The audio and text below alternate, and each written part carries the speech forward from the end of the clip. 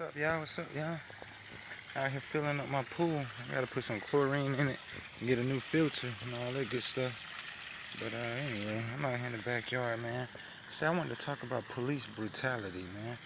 Um, lately, man, it's been a lot of videos, in the past 10 years, 15 years of police going around shooting minorities, you know, mainly black, Hebrew or African, or colored, whichever one, you prefer. We'll just say blacks, or carbonated, the more carbonated being. Anyway, with this police brutality, I wonder do cops talk about it? And when I say cops, meaning the black ones. Man, you got a lot of black officers or what have you, and it's like they got to know what's going on. Because see, my thing is, how often do you hear about black officers killing white men, white boys, white women? How often do you hear about black officers killing these people and getting away with it? How often do you hear about it? You really don't.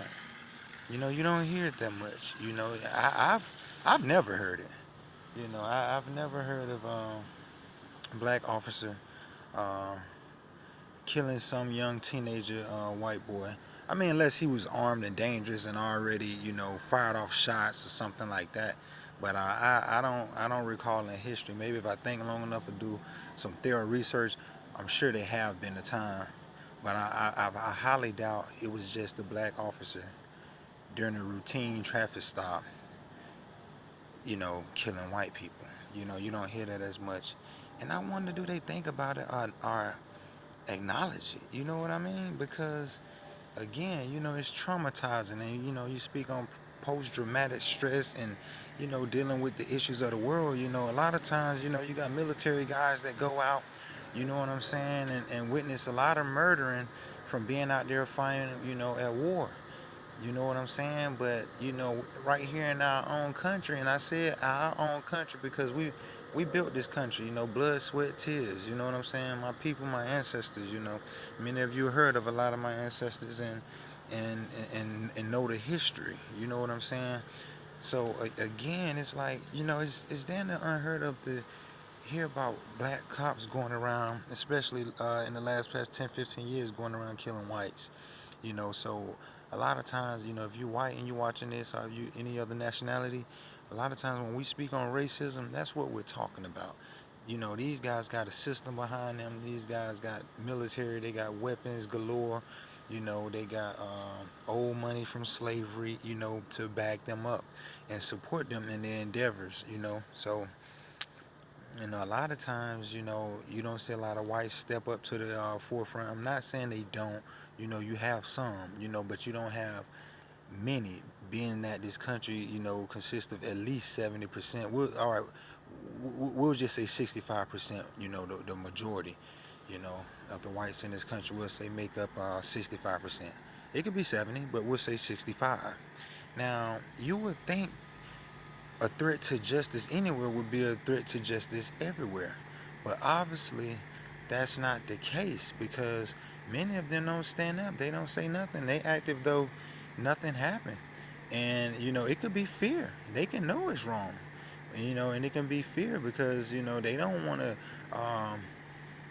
be, I guess, ridiculed, from their coworkers and their neighbors, of being what some would call a nigger lover. If you stand up supporting, and stand up for justice of someone being done wrong, a threat to justice anywhere is a threat to justice everywhere. So again, it's like police brutality, racism, hatred, evil is the virus to this planet, and soon we're gonna self-destruct.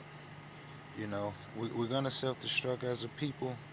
You know, again, I'm moving America.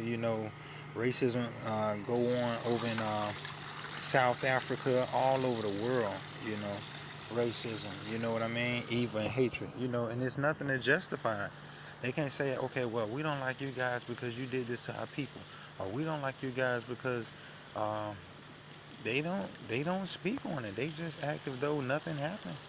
You know, they just won't acknowledge it. They, and when we say white privilege, that's what we mean. They have a privilege that they reap the benefit from, and to them, that's fair enough. So it's like, hey, we don't want to mess it up. So to hell with them. We're just gonna act like it didn't happen until one day it's them. And then that's when the story changes. So again, this is what we up against. But like I say, when it comes to these polices out here, when you're young, they teach you, oh, call the cops for help. They'll protect and serve you. And at one point in time, that was supposed to be the duty of cops to protect and serve. But nowadays, they have law enforcement. They enforcing law. All right, so they not coming to help you cross the street, helping you to fix a flat tire, to get your cat out of the tree.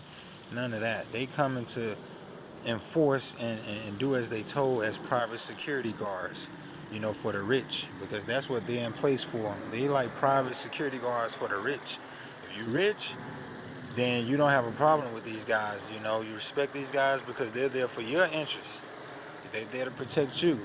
But if you out here and you out here in the part of the civilian world, oh shit, you don't stand a chance. They out to kill you. And they're not your friend. And since our youth, they teach us that these are the good guys, and it's far from how things were when I was growing up. They used to have a cute little hat to go with the uniform, a billy club, you know, stuff like that. Now you see these guys got combat gear, and they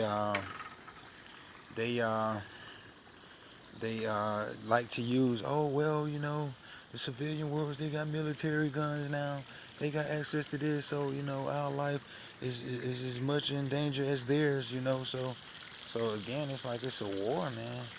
It's gonna be an ongoing war, and it started already, you know. So like I say, man, police brutality, man. This is part one. We'll pick back up on it. Police brutality, part one, later.